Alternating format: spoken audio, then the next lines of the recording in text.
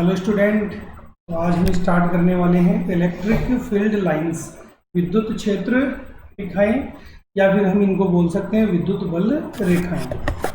तो देखिए important point है, कई बार एक नंबर का जो क्वेश्चन है वो यहाँ से आपको पूछा जा चुका है। तो सबसे पहले तो देखो हम लिखेंगे यहाँ विद्युत क्षेत्र, या आप इनको विद्युत बल रेखाएं भी बोल सकते हो। तो इनकी जो परिभाषाएं हैं, तो एक डायग्राम आपके सामने बना हुआ होगा, उसके अकॉर्डिंग देखो यहाँ परिभाषा बनाई गई है। किसी माध्यम में खींचा गया ऐसा काल्पनिक निष्कोण वक्र पथ जिस पर एकांक धनावेश स्वतंत्रता पूर्वक गति कर सकता है, उसे हम बोलते हैं विद्युत बल रेखाएं। ठीक है, तो ऐसा आरेख जहां पर कोई भी एकांक धनावेश गति कर सके, उसी को हम बोलते हैं यहाँ पर विद्युत क्षेत्र रेखाएं। तो देखो इसकी जो परिभाषा है वो आपको दे रखी है।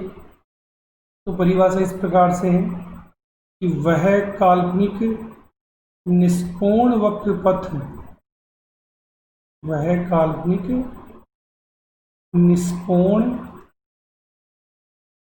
वक्र पथ जिस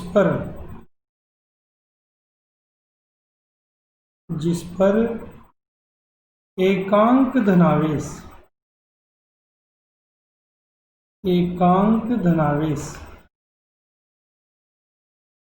स्वतंत्रता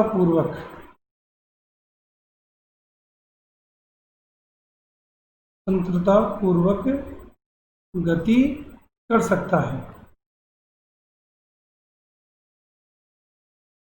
ठीक है, उसी को हम क्या बोलते हैं, विद्युत क्षेत्र रेखाएं, इलेक्ट्रिक फील्ड लाइंस, विद्युत बल रेखा, ऐसा भी आप बोल सकते हैं। ठीक है, अब यहाँ पर देखो हम गुणों के बारे में चर्चा करेंगे कि विद्युत बल रेखाओं के जो गुण है वो क्या है।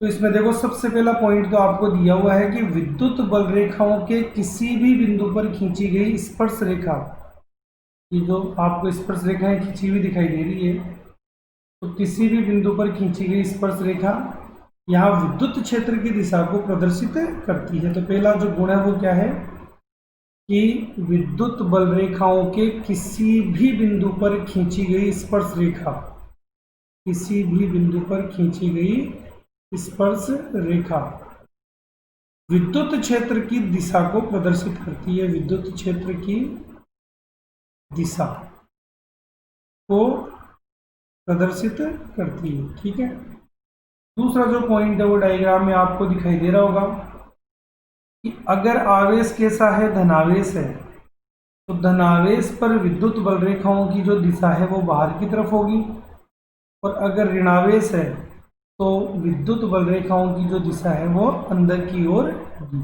ठीक है, तो धनावेश पर विद्युत बल रेखाएं बाहर की तरफ है और ऋणावेश में अंदर की तरफ है। ठीक है, ये धनावेश से प्रारंभ होकर ऋणावेश पर समाप्त हो जाती है। देखिए यहाँ डायग्राम दिखाया हुआ है, ये पॉजिटिव आवेश और ये नेगेटिव आवेश दोनों को अगर अपन एक साथ दिखाते हैं तो आपके सामने देखो डायरेक्शन है कि प्लस से माइनस की तरफ ये बल रेखाएं जाती हैं, और दो आवेश दोनों ही अगर धनावेश हो तो उनके बीच में यहाँ देखो प्रतिकर्षण के कारण ये विद्युत बल रेखाएं इस तरीके से घूम की निकल जाएगी, यानी फैल जाएगी। इनके बीच में कोई ऐसा बिंदु जहां से कोई भी विद्युत बल रेखा नहीं गुजरती है, से हम बोल सकते हैं उदासीन बिंदु। ठीक है, आवेशों के मध्य स्थित ऐसा बिंदु जहां से कोई भी विद्युत बल रेखा नहीं गुजरती है वो कहलाता है उदासीन बिंदु। ठीक है, तो इस प्रकार से देखो आपने तीन गुण यहाँ देख लिए। पहला गुण, विद्युत बल रेखाओं के किसी भी बिंदु पर खींची गई स्पर्श रेखा विद्युत क्षेत्र की दिशा को प्रदर्शित करती है।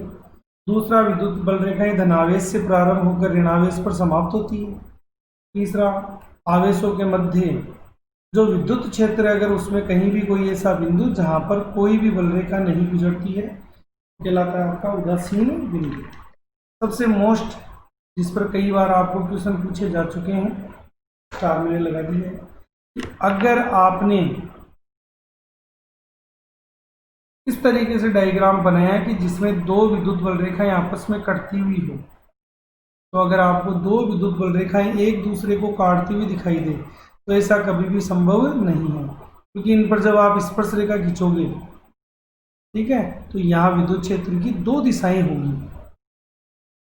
तो यहाँ इंपॉर्टेंट पॉइंट है कि दो विद्युत बल रेखाएं कभी भी एक दूसरे को नहीं काटती है, क्योंकि एक ही बिंदु पर विद्युत क्षेत्र की दो दिशाएं संभव नहीं है। तो देखिए ये पॉइंट आपका आएगा, इंपॉर्टेंट पॉइंट, इसलिए मैं लिख देता हूँ। दो विद्युत बल रेखाएं, दो विद्युत बल रेखाएं कभी भी एक दूसरे को नहीं काटती हैं। दो विद्युत बल रेखाएं कभी भी एक दूसरे को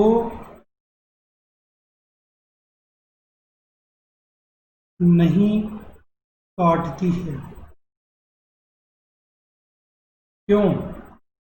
तो आप लिखोगे क्योंकि एक ही बिंदु पर, जैसे ये पी बिंदु अगर आपने डिनोट किया है, तो क्योंकि एक ही बिंदु पर, एक ही बिंदु पर विद्युत क्षेत्र की दो दिशाएं या दो दिशा संभव नहीं है।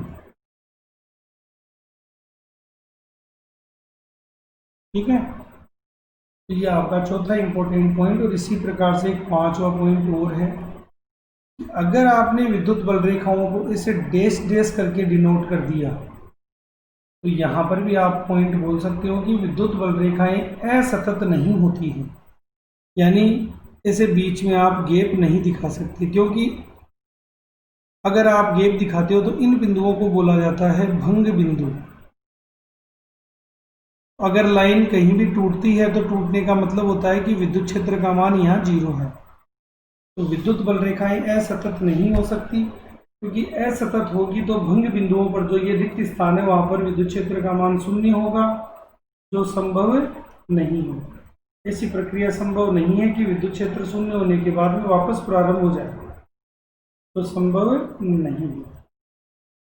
ठीक है, तो ये प्रश्न अपने 2 बार पूछे जा चुके हैं कि विद्युत बल रेखाएं असतत नहीं हो सकती। क्यों? तो आंसर लिखना होगा क्योंकि रिक्त स्थान जो भंग बिंदु है उन पर विद्युत क्षेत्र अनुपस्थित होगा, जो संभव नहीं है।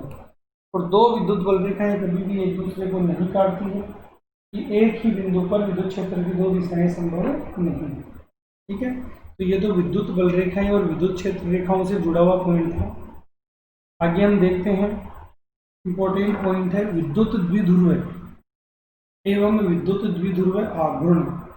तो यहाँ देखिए एक डायग्राम आपके सामने बना हुआ है, जिसमें एक ऋणावेश दिखाया हुआ है और एक धनावेश आपको दिखाया हुआ है, और दोनों एक सीमित दूरी 2a पर स्थित है। ठीक है, तो पहली परिभाषा तो इस प्रकार की है आपकी कि दो ऐसे आवेश जो परिमाण में समान हो, क्योंकि परिमाण याद है कि इसका भी Q है और यहाँ भी Q है। ठीक है, तो दो समान परिमाण और विपरीत प्रकृति के आवेश जो अत्यंत निकट स्थित हो, तो उनको हम बोल सकते हैं विद्युत द्विध्रुव। तो यहाँ आपको पहली परिभाषा देखनी है विद्युत द्विध्रुव की। विद्युत द्विध्रुव, तो देखो जो डायग्राम है उसी को अपन परिभाषा के रूप में बोलते हैं कि दो समान परिमाण, अगर एक 2 कूलाम का है तो दूसरा भी 2 कूलाम का ही होगा। तो दो समान परिमाण एवं विपरीत प्रकृति एवं विपरीत प्रकृति के आवेश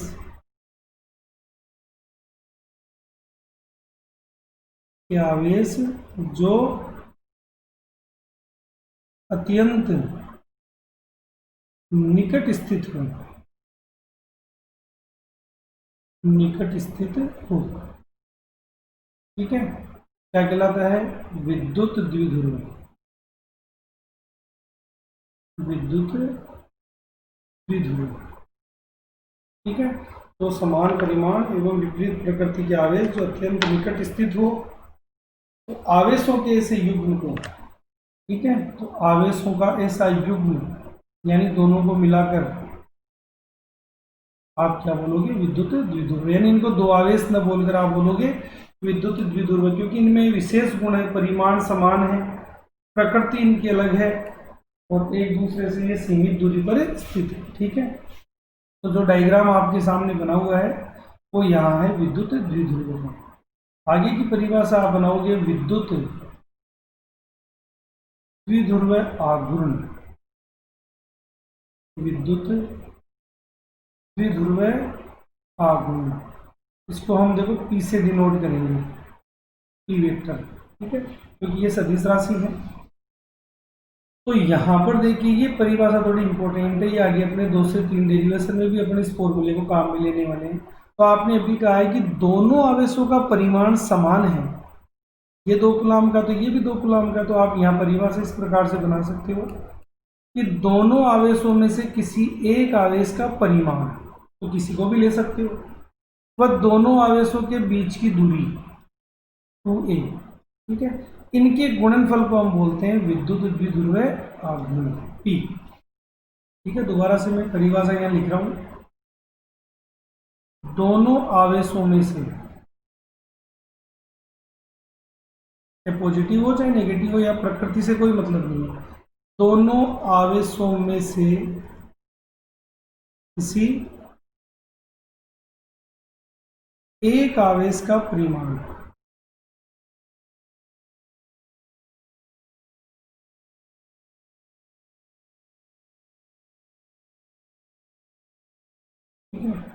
वह दोनों आवेशों के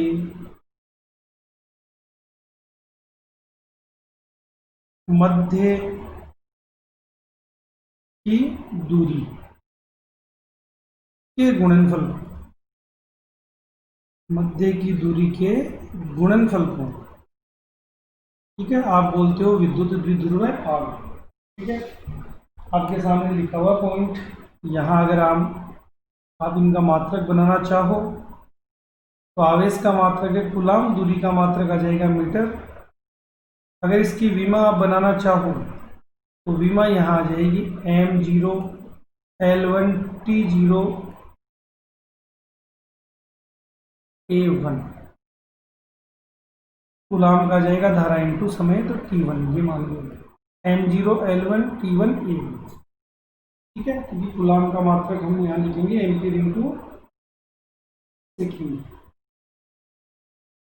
यहाँ एक इंपॉर्टेंट पॉइंट कि विद्युत द्विध्रुव आघूर्ण एक सदिश राशि है जिसकी दिशा हमेशा धनावेश से ऋणावेश की ओर होती है, यानी जिस दिशा में विद्युत क्षेत्र होता है उसी दिशा में यहाँ पर विद्युत द्विध्रुव आघूर्ण होता है। ठीक है, तो यहाँ 2 इंपॉर्टेंट परिभाषाएं आपकी आ चुकी है। विद्युत द्विध्रुव, तो विद्युत द्विध्रुव क्या है, 2 समान परिमाण और विपरीत प्रकृति के आवेश जो अत्यंत निकट स्थित हो, तो उनको हम 2 आवेश न बोलकर युग्म, यानी उनको देखो एक साथ हम बोलेंगे विद्युत द्विध्रुव।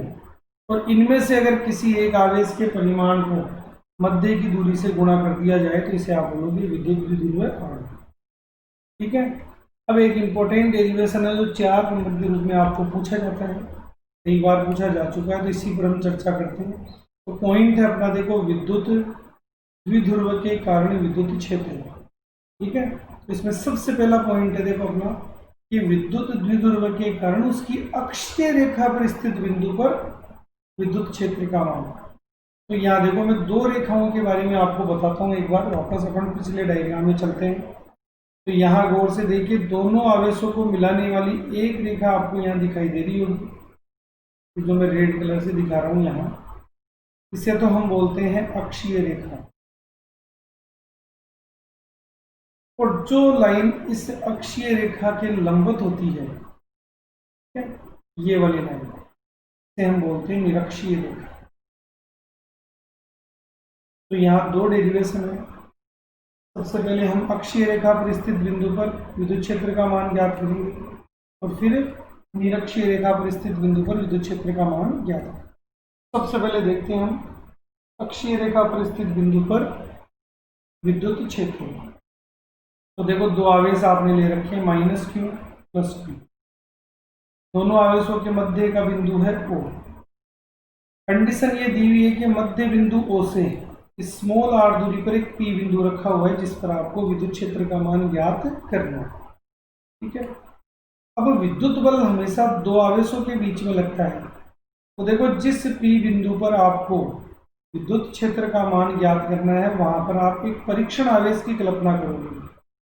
परीक्षण आवेश का मतलब है ऐसा आवेश जो किसी अन्य आवेश पर बल नहीं लगा सकता, अन्य आवेश ही इस पर बल लगा सकते हैं। ठीक है, तो यहां आप देखिए कि अगर O बिंदु से P बिंदु की दूरी अगर स्मॉल r है, लेकिन आपको तो दोनों आवेशों के बीच की लेनी है, तो यहां आप गौर से देखिए, अगर O से लेकर Q तक का मान 2a का आधा हो A, तो यहां से लेकर यहां तक का मान आप इस प्रकार से बना सकते हो कि जो ये O वाली लाइन है आप इसमें ये A वाली लाइन मिटा दो।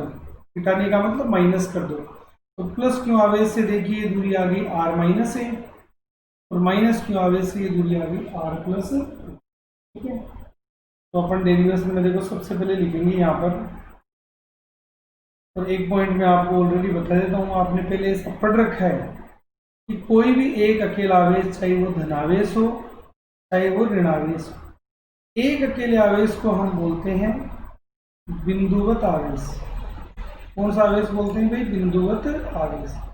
तो आपने एक पॉइंट पढ़ रखा है कि बिंदुवत आवेश के कारण विद्युत क्षेत्र का जो मान है वो होता है KQ बटा R स्क्वायर। ठीक है, R का मतलब है कि उस डेरिवेशन में दोनों आवेशों के बीच की दूरी थी R, तो R का स्क्वायर हो गया। अगर ये दूरी x होती तो x का स्क्वायर हो जाता। तो यहाँ देखिए डेरिवेशन में अपन सबसे पहले लिखेंगे प्लस क्यों आवेश के कारण, प्लस क्यों आवेश के कारण P बिंदु पर विद्युत क्षेत्र। तो देखिए अभी मैंने आपको ऊपर वाले फॉर्मूले में बताया कि एक अकेले आवेश के कारण विद्युत क्षेत्र का मान होता है ये, लेकिन आपके सामने डायग्राम में है कि प्लस क्यू आवेश और P बिंदु के बीच की जो दूरी है वो है आपकी r माइनस की, तो आपका फॉर्मूला तो देखो वही होगा। ठीक है, लेकिन इसमें जो मान है दोनों के बीच की दूरी का वो आप यहाँ लिख दोगे r माइनस ए का स्क्वायर। हालांकि ये सदिश राशि है, लेकिन अपन इसे एक बार सदिश रूप में डिनोट ना करके आगे डायरेक्टली अपन इस फॉर्मूले को काम में लेंगे। इसी प्रकार से आप पॉइंट वापस लिखोगे माइनस क्यू आवेश के कारण P बिंदु पर विद्युत क्षेत्र। तो माइनस आवेश से P बिंदु के बीच की जो दूरी है वो है r प्लस ए, तो आपका फॉर्मूला भी आ जाएगा r प्लस ए का होल स्क्वायर, समीकरण नंबर। अब अगर डायरेक्शन की बात करें तो देखो आप अच्छी तरह जानते हो कि जो परीक्षण आवेश होता है उसे हम मानते हैं एकांक धनावेश। तो प्लस आवेश को प्रतिकर्षित करता है, तो E1 की जो दिशा है, डायरेक्शन है, वो तो है आगे की तरफ। ठीक है,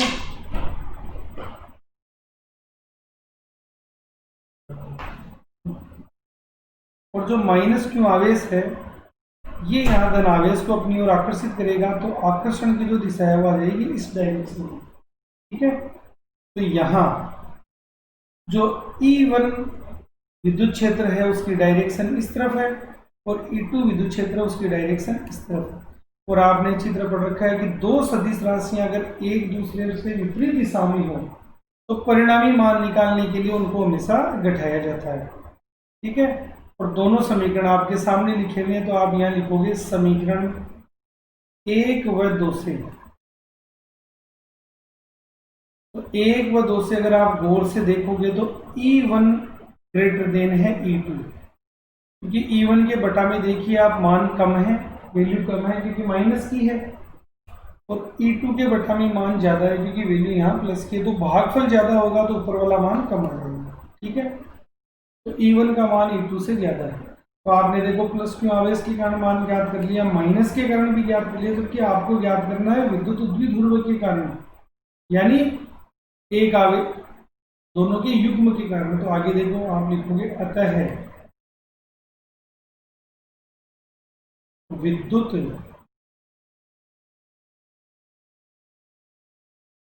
द्विध्रुव के कारण, ठीक है, दो आवेश ना बोलकर आप बोलोगे विद्युत द्विध्रुव के कारण पी बिंदु पर विद्युत क्षेत्र। तो आप ये मान लीजिए ये मान है यहाँ पर E, और E का मान कब निकलेगा, जब आप विपरीत दिशा होने के कारण E1 में से E2 का मान बैठाओगे, ठीक है। इनको देखिए अपन सदिश लगाकर भी डिनोट कर सकते हैं। सदिश में आपका ये वाला मान है आगे वो माइनस आ जाएगा, क्योंकि E1 आगे की तरफ है, E2 पीछे की तरफ है, तो वैसे भी माइनस का चिन्ह आ सकते हैं। E1 का मान आपके सामने लिखा हुआ है KQ बटा R माइनस ए का होल स्क्वायर। E2 का मान है KQ का R प्लस ए का होल स्क्वायर। आपके सामने है यहाँ पर K और Q कॉमन में आ रहे हैं, तो K Q को आप कॉमन में ले लो, तो मान आ जाएगा 1 बटा R माइनस ए का होल स्क्वायर,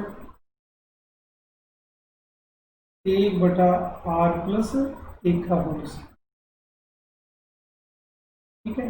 आपको लघुत्तम लेना है, तो लघुत्तम में जो दोनों मान लिखे हुए हैं ये आपके लघुत्तम में आ जाएंगे, R माइनस ए का होल स्क्वायर और R प्लस ए का होल स्क्वायर, ठीक है। अब आपको बताया R माइनस ए के स्क्वायर में R माइनस ए का स्क्वायर का भाग एक बार, यहाँ पर बच जाएगा कौन सा मान, R प्लस ए का होल स्क्वायर। जो चिन्ह लगा हुआ है वही चिन्ह आप वापस लगाओगे माइनस, और इस बार यहाँ बच जाएगा R माइनस ए का होल स्क्वायर, ठीक है। तो ये आपने ले लिया लघुत्तम, के क्यू कॉमन में है, बराबर आ गया E। फिर देखो R प्लस ए का होल स्क्वायर है, R माइनस ए का होल स्क्वायर है, होल स्क्वायर खोलना देखो आप जानते हो, तो E बराबर के क्यू। तो देखिए पहले अपन R प्लस ए का होल स्क्वायर खोलेंगे, तो R का स्क्वायर प्लस ए का स्क्वायर प्लस 2RA, माइनस का चिन्ह है, आगे वाला होल स्क्वायर तो माइनस का है, लेकिन जैसे ही आप कोष्ठक हटाओगे तो ये सारे मान माइनस से गुणा होकर आएंगे, तो इनको अपन डायरेक्टली माइनस से गुणा करके कर देते हैं, R का स्क्वायर माइनस ए का स्क्वायर और माइनस माइनस यहाँ प्लस का आ जाएगा 2R। तो दोनों होल स्क्वायर मैंने खोल दिया, ठीक है, और बाहर वाले माइनस से गुणा करके वैल्यू लिख दी। फिर देखो नीचे वाला मान आपको दिखाई दे रहा होगा, R को R से गुणा करोगे R स्क्वायर, माइनस को प्लस से गुणा करोगे माइनस, ए को ए से गुणा करोगे ए स्क्वायर, और ये आ जाएगा ऊपर होल स्क्वायर, ठीक है। अब आपको देखना है यहाँ कौन सा मान आपस में कट रहा है, तो यहाँ देखिए R स्क्वायर प्लस में है, R स्क्वायर माइनस है, ए स्क्वायर प्लस है, ए स्क्वायर माइनस, 2RA यहाँ भी प्लस है, 2RA यहाँ भी प्लस है, तो इनको आप इस प्रकार से भी लिख सकते हो, E बराबर के क्यू 2RA प्लस 2RA यहाँ आ जाएगा 4RA, और आगे वाला मान आ जाएगा R स्क्वायर माइनस ए स्क्वायर का होल स्क्वायर। फिर यहाँ देखिए इसी मान को हम इस प्रकार से भी लिख सकते हैं कि 4 को दो जगह लिख दीजिए आप, 2 गुना 2, ये मान आ जाएगा देखो 2 के क्यों, ये 2A आ गया, ये आ गया एक R, और नीचे मान आ गया R स्क्वायर माइनस ए स्क्वायर का होल स्क्वायर। अब आप अच्छी तरह जानते हो कि यहाँ R का जो मान है वो A से बहुत ज़्यादा है, क्योंकि A यहाँ डायरेक्ट डायग्राम में तो ज़्यादा दिखा रखा है आपको, लेकिन R यानी जो A है वो यहाँ पर है क्या, प्लस और माइनस के बीच की दूरी है, तो एकदम कम है। तो देखो बहुत बड़ी वैल्यू में से अगर छोटी वैल्यू आप घटाते हो, जैसे एक समुद्र में से एक बाल्टी पानी की निकाल लेते हो, तो समुद्र के तल में कोई प्रभाव नहीं पड़ता, यानी तल में कोई अंतर नहीं है, तो आप ऐसा बोल सकते हो कि R का मान अगर ऐसे बहुत ज़्यादा है तो ए स्क्वायर का जो मान है वो नेग्लेक्ट करके आप 0 मान सकते हैं, तो फिर ये मान आपका आ जाएगा R स्क्वायर का होल स्क्वायर, यानी R की पावर 4। तो जैसे आप फॉर्मूले में आप यहाँ रखोगे तो मान आएगा 2K P R बटा R की पावर 4। तो देखिए मैंने P कहाँ से लिखा है, तो अभी मैंने आपको एक विद्युत द्विध्रुव आघूर्ण का फॉर्मूला बताया था, वो देखिए आप यहाँ पर दोनों आवेशों में से किसी एक आवेश का परिमाण और दोनों आवेशों के बीच की दूरी के गुणनफल को आप बोलते हो P, विद्युत द्विध्रुव आघूर्ण। ठीक है, एक आर से एक आर कैंसिल, तो ये आपका अक्षीय रेखा पर स्थित बिंदु पर विद्युत क्षेत्र की तीव्रता का मान आ जाएगा 2kP सदिश बटा R क्यूब। ठीक है, इंपॉर्टेंट क्वेश्चन है, कई बार आपको 4 नंबर के रूप में ये पूछा जा चुका है। ठीक है, आगे की वीडियो में हम निरक्षीय रेखा पर स्थित बिंदु पर विद्युत क्षेत्र की तीव्रता की बात करेंगे।